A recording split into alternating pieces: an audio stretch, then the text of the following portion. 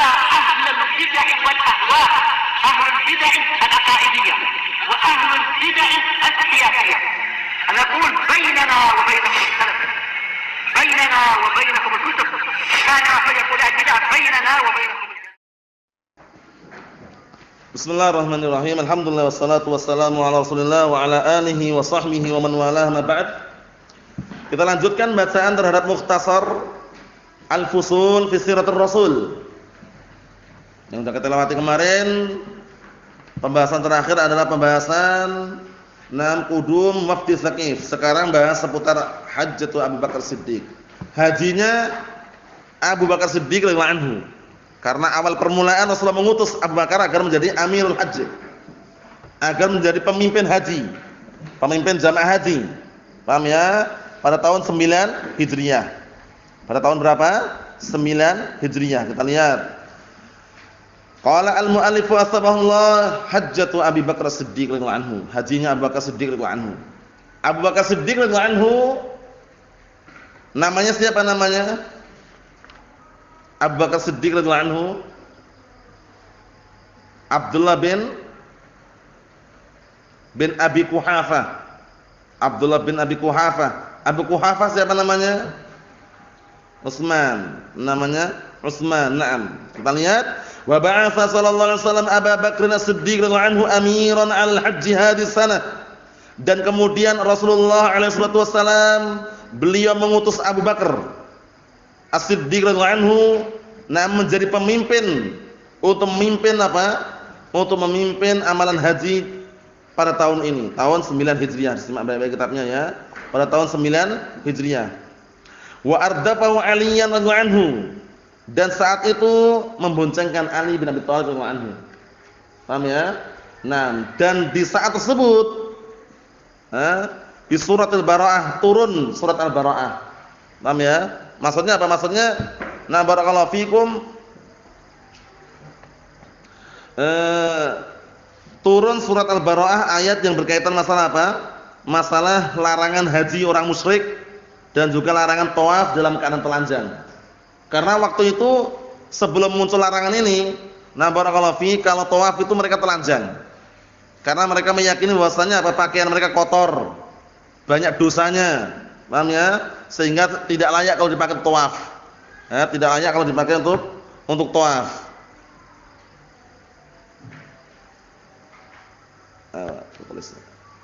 Nah, paham ya? Tidak layak kalau dipakai untuk tawaf, sehingga mereka melepasnya. Melepasnya keliling Ka'bah itu telanjang mereka.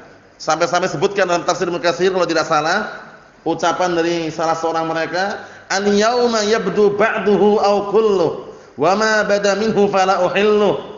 Al-yauma yabdu ba'duhu aw kulluhu wa ma bada minhu fala uhillu. Artinya apa? Pada hari ini nampak sebagiannya atau nampak semuanya. Yang nampak darinya tidak aku halalkan. Maksudnya laki-laki perempuan mereka tawaf, telanjang itu pun enggak saling melihat itu loh. Kalaupun terlihatan enggak dihalalkan. Maksudnya apa? Maksudnya murni mereka itu masih punya keyakinan apa? Murni itu ibadah gitu loh. Walaupun kondisi mereka apa? Telanjang. Jadi waktu itu ketika muter-muter Ka'bah itu tawaf, mereka sambil mengucapkan itu, "Al-yauma yabdu ba'duhu aw kulluhu wa ma bada minhu fala uhillu." Pada hari ini nampak sebagiannya atau nampak semuanya, yang nampak tidak aku halalkan. Maksudnya apa maksudnya? Maksudnya mereka fokus tawaf tadi itu, enggak saling melihat walaupun telanjang. Alasan mereka kenapa kok telanjang? Alasan mereka pakaiannya kotor, penuh dengan kemaksiatan, penuh dengan perbuatan dosa, sehingga enggak layak kalau mengelilingi Ka'bah dalam kondisi pakaiannya kotor, kata mereka. Paham ya? Padahal yang diinginkan, yang dikondisikan itu hatinya, bukan pakaiannya itu. Nah, kemudian turunlah, nah barakallahu fikum, surat Al-Bara'ah. Nah, maksudnya apa? Surat yang berisikan 6 pembersihan, pensucian apa? Perbuatan tersebut. Apa itu? Alla yahujja ba'dal 'am musyrikun wa la yatufu bil baiti 'uryanun. Ini. Tahun tersebut, perhatikan, setelah tahun tersebut hendaknya tidak ada yang haji dalam kondisi apa? Dia masih musyrik. Paham belum? Tidak boleh haji dalam keadaan dia apa? Musyrik. Paham ya? Naam. Kemudian tidak boleh tawaf mengelilingi Ka'bah dalam kondisi dia telanjang. Paham ya? Nah, itu larangannya setelah tahun tersebut enggak boleh ada orang yang haji dalam keadaan apa? Musyrik dan juga tidak boleh tawaf dalam keadaan telanjang. Awal mulanya dulu boleh. Tadi itu pantun yang saya kelantunkan tadinya, al-yauma yabdu ba'duhu aw kulluh wa ma bada minhu fala uhilluh. Paham ya? Pada hari ini nampak sebagiannya atau nampak semuanya. Yang nampak darinya tidak aku halalkan. Al-yauma yabdu ba'duhu aw kulluhu wa ma bada minhu fala uhilluhu. Paham ya? Pada hari ini nampak sebagiannya atau nampak semuanya, yang nampak tidak aku halalkan. Wa nabata ilaihim uhudahum, kemudian na'am barakallahu fikum menawarkan atau menyampaikan kepada mereka perjanjian mereka. Illa man kana da ahdin muqaddarin, kecuali orang yang sudah punya apa? Perjanjian yang ditetapkan. Fa ahduhu ila muddatihi, maka perjanjiannya sampai waktu yang ditetapkan. Wa tawataratil wufud hadhihi sanah wa ma ba'daha ala Rasulillah sallallahu alaihi wasallam mud'inatan bil Islam, masyaallah. Dan terus saling berdatangan utusan-utusan di tahun tersebut dan setelahnya kemana? Kepada Rasulullah sallallahu alaihi wasallam mud'inatan bil Islam. Mereka dalam kondisi tunduk terhadap agama Islam. Masyaallah. Karena apa? Karena setelah Fathu Makkah barakallahu fik banyak orang yang masuk Islam. Sehingga mereka sudah mulai apa? Paham apa itu agama Islam. Nah, kita lihat dakhilina fi dinillahi afwaja, langsung mereka masuk ke dalam agama Allah Taala dalam keadaan afwaja, berbondong-bondong, masuk banyak itu.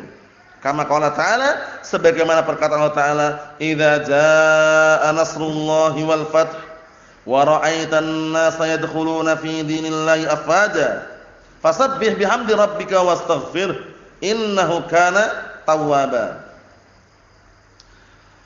Sebagaimana perkataan Allah Taala, idza jaa nasrullahi wal fath, apabila telah datang pertolongan Allah dan kemenangan. Kemenangan apa ini? Fathu Makkah. Fathu Makkah tahun berapa? 8 Hijriah. Wa ra'aitan nasa yadkhuluna fi dinillahi afwaja, kemudian kau melihat manusia masuk dalam agama Islam, agama Allah secara berbondong-bondong, banyak. Paham ya? Awal mula Rasulullah dan para sahabat ketika masuk kota Makkah, Fathu Makkah, berapa jumlahnya kemarin? 10.000 kan? 10.000. Kemudian setelah itu banyak orang yang masuk Islam sampai ketika perang berikutnya, perang apa kemarin? Setelah Fathu Makkah, perang apa Abdurrahman? Perang Hunain sudah mencapai jumlahnya berapa? 12.000 ya? 12 ya? 12 atau 13? 13 atau 12? 12 ya? Atau 13 Esan? Perang Hunain berapa jumlahnya? 10.000 pasukan ketika Fathu Makkah, tambah lagi orang-orang baru masuk Islam. 12 menunjukkan bahwasanya banyak sekali ya, ketika Fathu Makkah semakin banyak orang-orang yang masuk Islam. Fasabbih bihamdi rabbika wastaghfir, maka bertasbihlah dengan memuji Rabbmu dan minta ampunlah kepadanya. Innahu kana tawwaba, sesungguhnya Allah Taala itu zat yang menerima taubat. Syahidnya di sini barakallahu fiik, di tahun tersebut Rasulullah SAW mengutus Abu Bakar Siddiq radhiyallahu anhu, barakallahu fiikum, sebagai apa? Amirul Hajj, pemimpin atau memimpin apa? Haji. Adapun Ali bin Abi Thalib juga diikutkan, tapi bukan sebagai pemimpinnya, hanya mengikuti. Mengikuti Abu Bakar Siddiq radhiyallahu anhu. Wa ba'atha sallallahu alaihi wasallam Mu'adz bin Jabal ila al-Yaman wa ma'ahu Abu Musa al-Asy'ari radhiyallahu anhuma. Masyaallah. Kemudian juga setelah itu Rasulullah SAW mengutus siapa? Mu'adz bin Jabal ke negeri Yaman. Bersama siapa? Abu Musa al-Asy'ari. Siapa namanya Abu Musa al-Asy'ari? Antum? Siapa namanya Abu Musa al-Asy'ari?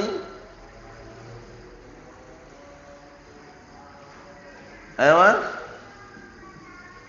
Abdurrahman. Siapa namanya Abu Musa al-Asy'ari? Ayo, antum?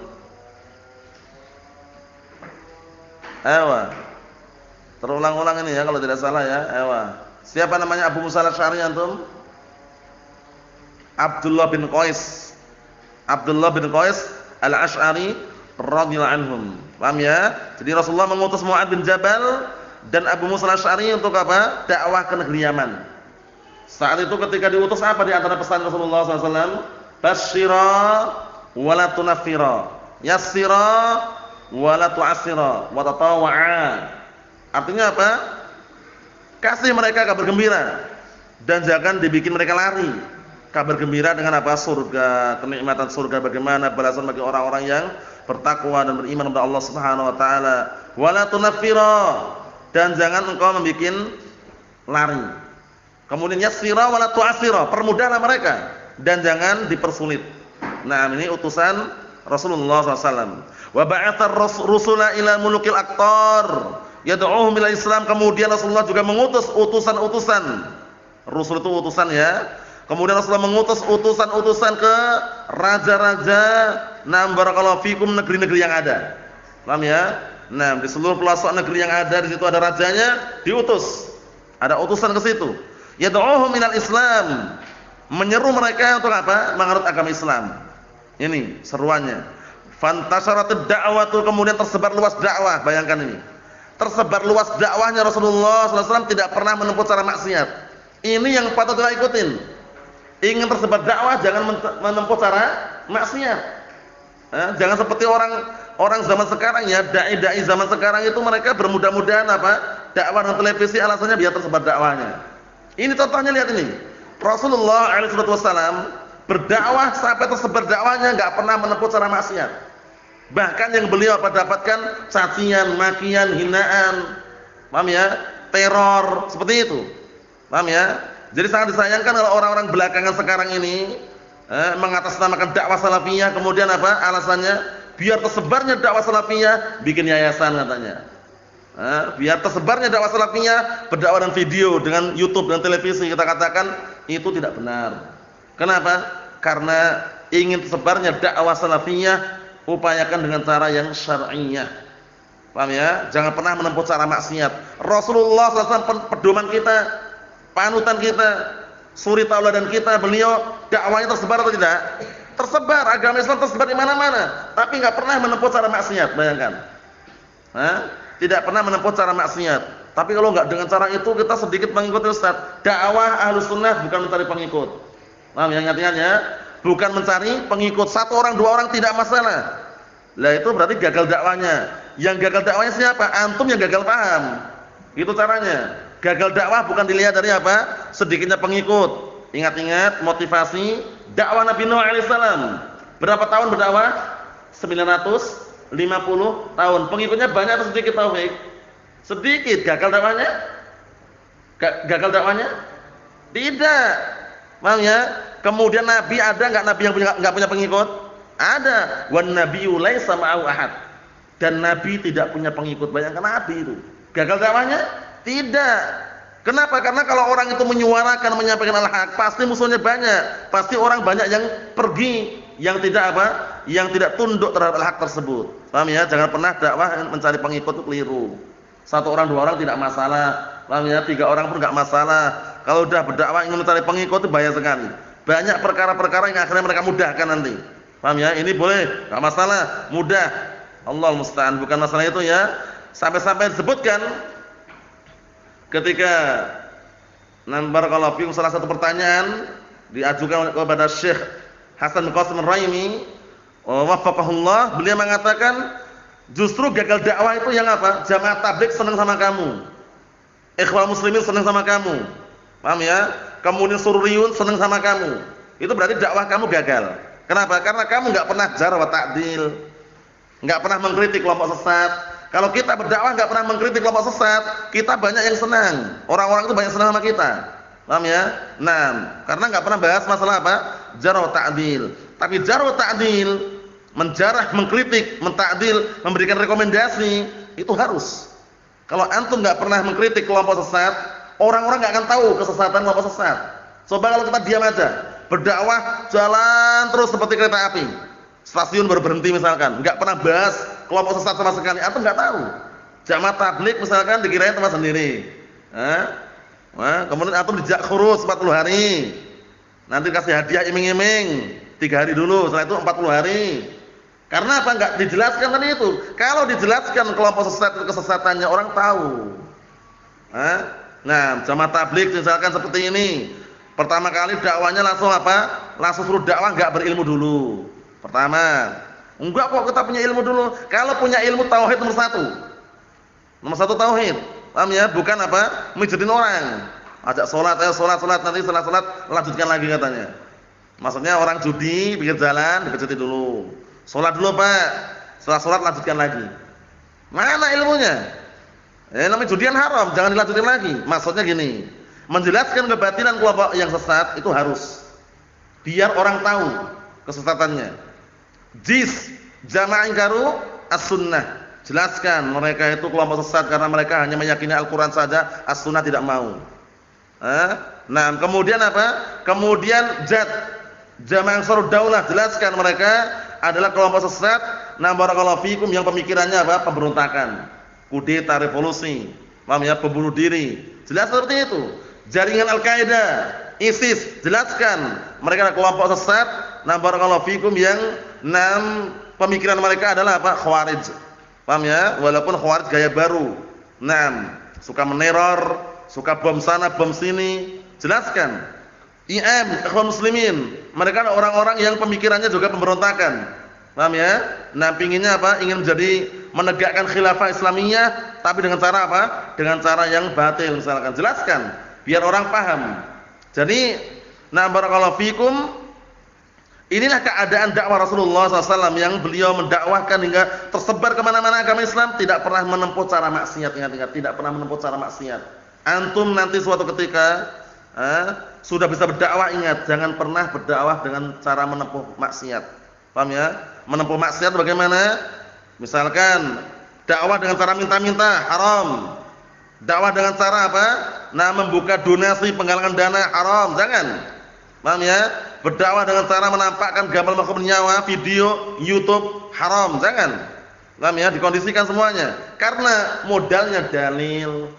Kalau sudah terhenti dengan dalil, tenang sudah. Tapi kalau kita lari dari dalil, udah ujung-ujungnya perkembangan zaman, biar tersebar kemana-mana. Kita kalau dakwah nggak seperti ini nggak bisa misalkan, itu tidak dibenarkan. Paham ya? Dalil nomor satu, muqaddam ala kulli syai'. Jadi kalau sandaran kita dalil, tenang sudah. Kemudian berikutnya, upayakan berdakwah lillah karena Allah Taala. Lihat Rasulullah, dakwahnya karena Allah Taala, bukan karena gaji, bukan karena bayaran, bukan karena jabatan, bukan karena suapan. Kalau orang berdakwah itu gara-gara mengharapkan gaji, mengharapkan upah dari orang lain, mengharapkan bayaran dari orang lain, itu dakwahnya akan terhenti ketika nggak dapat bayaran. Betul nggak Taufik? Ayo, terhenti nanti. Apalagi dia disetir, dakwahnya disetir oleh yayasan. Paham ya? Nah, barakallahu fikum, yayasannya ada pemimpinnya, ustadznya diatur sama yayasan itu. Ustadznya mau ngomong al-haq, sama ketuanya kondisikan, Ustaz, hati-hati Ustaz. Kalau bicara ditahan dulu Ustaz. Jangan pernah bahas masalah jarh ta'dil. Kalau Ustaz sekali aja bicara masalah jarh ta'dil, dapur enggak keluar asapnya. Takut sudah Ustaznya. Wah, dapur enggak keluar asapnya. Maksudnya enggak dapat gaji dari yayasan itu. Jadi kalau orang berdakwah itu lillah karena Allah Taala, bukan bersandarkan rezeki kepada orang lain, apalagi kepada yayasan. Tapi sandarkan rezekinya kepada siapa? Allah Subhanahu wa taala. Upayakan suatu ketika antum sudah menjadi dai, punya pondok pesantren, biidznillah azza wajal, upayakan kalau mampu dan semaksimal mungkin gratis. Paham ya? Terpaksa bayar hanya untuk makan santri aja. Jangan pernah melibatkan orang santri untuk makan antum, jangan pernah. Ya, maksudnya SPP bayar kemudian antum ngambil dari situ, jangan, kasihan. Kalau bisa gratis total semuanya, makannya juga gratis. Paham ya? Tapi kalau antum harus pasang SPP kemudian ngambil gaji dari situ, antum enggak mau kerja, jangan. Paham ya? Itu nantinya justru apa? Justru akan berbahaya. Karena apa? Karena menyusahkan orang lain dan bahkan masuk dalam kategori minta-minta nanti. Nah, kalau misalkan akhir bulan enggak ada yang bayar, wah ribut dia. Paham ya? Ini sekedar selingan bagaimana dakwahnya Rasulullah SAW tersebar tanpa harus menempuh cara maksiat. Masya Allah. Sampai seluruh dunia bahkan ya dakwah agama Islam tersebut. Naam. Ikhwani fi din azza nazakumullah, kesimpulannya dalam utusan Abu Bakar Siddiq radhiyallahu anhu ini tahun 9 Hijriah, beliau diutus sebagai amir, yaitu pemimpin barakallahu fikum jamaah haji tersebut. Kemudian apa? Kemudian di tahun tersebut juga turun apa? Turun Nah, barakallahu fikum, surat yang mengandung unsur berlepas diri. Pembersihan maksudnya. Pembersihan apa? Pembersihan dari jamaah haji yang musyrik. Dan pembersihan dari jamaah haji yang tawaf dalam keadaan telanjang. Setelah tahun tersebut tidak boleh lagi. Tahun ke depan, tahun itu, nah barakallahu fikum, ada semacam perjanjian. Ba'dal 'am, setelah tahun ini, tahun depan enggak ada orang musyrik yang apa? Haji. Dan tidak boleh juga tawaf dalam keadaan apa? Telanjang. Karena waktu itu, nah awal mulanya ketika orang-orang jahiliyah waktu itu, nah barakallahu fikum atau musyrikun, itu kalau keliling Ka'bah mereka telanjang. Telanjang sambil melantunkan tadi itu ucapan apa tadi? Al-yauma yabdu ba'duhu aw kulluhu wa ma bada minhu fala uhilluh. Pada hari ini nampak sebagiannya atau nampak semuanya, yang nampak darinya maka tidak aku halalkan. Wallahu a'lam bissawab, ini yang sampaikan. Semoga bermanfaat bagi kita semuanya. Nasallahu salamatan afiyah. Subhanakallahumma wa bihamdika asyhadu an la ilaha illa anta astaghfiruka wa atubu ilaik. Walhamdulillahirabbil alamin.